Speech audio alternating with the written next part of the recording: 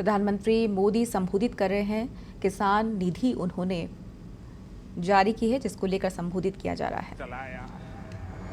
लेकिन वहां मैंने ये प्रधानमंत्री किसान समृद्धि केंद्र की जो रचना देखी, उसका एक जो मॉडल खड़ा किया है, मैं वाकई मनसुख भाई और उनकी टीम को बधाई देता हूं।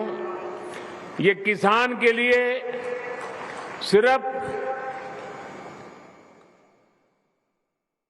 उर्वरक खरीद बिक्री का केंद्र नहीं है, एक संपूर्ण रूप से किसान के साथ घनिष्ठ नाता जोड़ने वाला,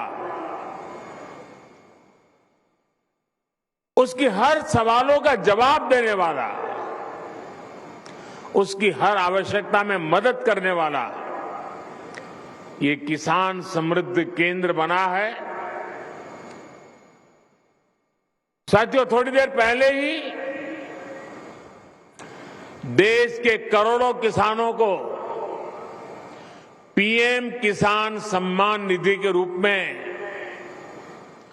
16,000 करोड़ रुपए की एक और किस्त उनके खाते में जमा हो गई। आप में से भी जो किसान यहां बैठे होंगे, अगर मोबाइल देखेंगे तो आपके मोबाइल पे खबर आ गई होगी कि 2,000 रुपये आपके जमा हो चुके हैं। कोई बिचौलिया नहीं, कोई कटकी कंपनी नहीं, सीधा सीधा मेरे किसान के खाते में पैसा चला जाता है। मैं इस दिवाली के पहले पैसे का पहुंचना, खेती के अनेक महत्वपूर्ण कामों के समय पैसा पहुंचना, मैं सभी हमारे लाभार्थी किसान परिवारों को, देश के कोने कोने में सभी किसानों को, उनके परिवारजनों को इस अवसर पर बहुत बहुत बधाई देता हूं।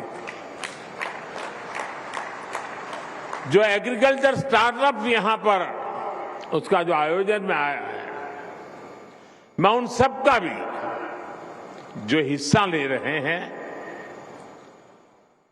किसानों की भलाई के लिए उन्होंने जो नए नए इनोवेशन किए हैं, उनकी मेहनत कैसे कम हो, उनके पैसों में बचत कैसे हो, उनके काम में गति कैसे बढ़े, उनकी सीमित जमीन में ज्यादा उत्पादन कैसे हो, ऐसे अनेक काम ये हमारे स्टार्टअप वाले, हमारे नौजवानों ने किए हैं। मैं वो भी देख रहा था, एक से बढ़कर एक इनोवेशन नजर आ रहे हैं। मैं ऐसे सभी युवाओं को भी जो आज किसानों के साथ जुड़ रहे हैं, उनको बहुत बहुत बधाई देता हूं और उनका इसमें भागीदार होने के लिए हृदय से अभिनंदन और स्वागत करता हूं। साथियों, आज वन नेशन वन फर्टिलाइजर इसके रूप में किसानों को सस्ती और क्वालिटी खाद भारत ब्रांड के तहत उपलब्ध कराने की योजना है। ये शुरू हो गया आज। 2014 से पहले फर्टिलाइजर सेक्टर में कितने बड़े संकट थे, कैसे यूरिया की कालाबाजारी होती थी, कैसे किसानों का हक छीना जाता था और बदले में किसानों को लाठियां झेलनी पड़ती थी। ये हमारे किसान भाई बहन 2014 के पहले के वो दिन कभी नहीं भूल सकते। देश में यूरिया के बड़े बड़े कारखाने बरसों पहले ही बंद हो चुके थे, क्योंकि एक नई दुनिया खड़ी हो गई थी। इंपोर्ट करने से कई लोगों के घर भरते थे, जेब भरते थे, इसलिए यहां कारखाने बंद होने में उनका आनंद था। हमने यूरिया की 100% नीम कोटिंग करके उसकी कालाबाजारी रुकवाई, हमने बरसों से बंद पड़े देश के 6 सबसे बड़े यूरिया कारखानों को फिर से शुरू करने के लिए मेहनत की है। साथियों, अब तो यूरिया उत्पादन में आत्मनिर्भरता के लिए भारत अब तेजी से लिक्विड नैनो यूरिया, प्रवाही नैनो यूरिया की तरफ बढ़ रहा है। नैनो यूरिया कम खर्च में अधिक प्रोडक्शन का माध्यम है। एक बोरी यूरिया, आप सोचिए, एक बोरी यूरिया को जिसके लिए जरूरत लगती है वो काम अब नैनो यूरिया की एक छोटी सी बोतल से हो जाता है। ये विज्ञान का कमाल है, टेक्नोलॉजी का कमाल है और इसके कारण किसानों को ये यूरिया के बोरे लाना, ले जाना, उसकी मेहनत, ट्रांसपोर्टेशन का खर्चा और घर में भी जाकर के रखने के लिए जगह, ये सब मुसीबतों से मुक्ति। अब आप आए बाजार में 10 चीजें ले रहे हैं, एक बोतल जेब में डाल दिया, अपना काम हो गया।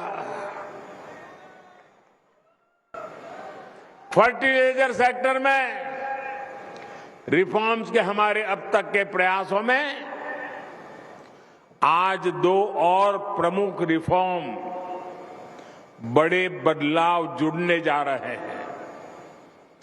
पहला बदलाव ये है कि आज से देश भर की 3.25 लाख से अधिक खाद की दुकानों को प्रधानमंत्री किसान समृद्धि केंद्रों के रूप में विकसित करने के अभियान को आरंभ किया जा रहा है। ये ऐसे केंद्र होंगे जहां सिर्फ खाद ही मिलेगी ऐसा नहीं, बल्कि बीज हो, उपकरण हो, सॉइल टेस्टिंग, मिट्टी की टेस्टिंग हो, हर प्रकार की जानकारी जो भी किसान को चाहिए वो इन केंद्रों पर एक ही जगह पर मिलेगी। हमारे किसान भाई बहनों को अब कभी यहां जाओ, फिर वहां जाओ, यहां भटको, वहां भटको, इस सारी झंझट से भी मेरे किसान भाइयों को मुक्ति। और एक बड़ा महत्वपूर्ण बदलाव किया है, अभी नरेंद्र सिंह जी तोमर बड़े विस्तार से उसका वर्णन कर रहे थे। वो बदलाव है खाद के ब्रांड के संबंध में, उसके नाम के संबंध में, प्रोडक्शन की समान क्वालिटी के संबंध में। अभी तक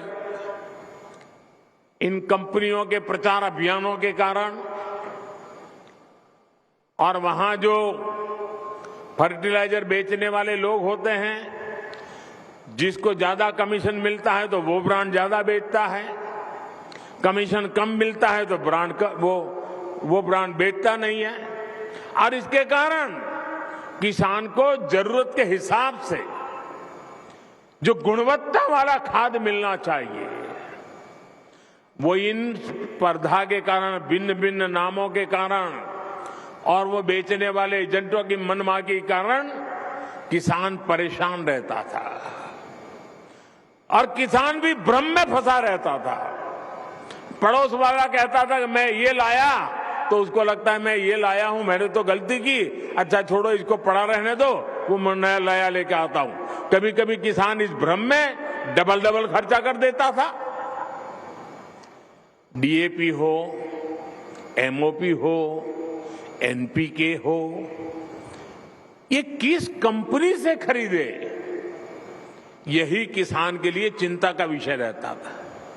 ज्यादा मसूर खाद के फेरे में कई बार ऐसा भी ज्यादा देना पड़ता था और मान लीजिए उसके दिमाग में एक ब्रांड भर गई है, वो नहीं मिला और दूसरा लेना पड़ा, तो वो सोचता है चलो इसमें जरा पहले 1 किलो उपयोग करता था, अब 2 किलो करूं तो कि ब्रांड दूसरी आई है, पता नहीं कैसे, मतलब उसका खर्चा भी ज्यादा हो जाता था।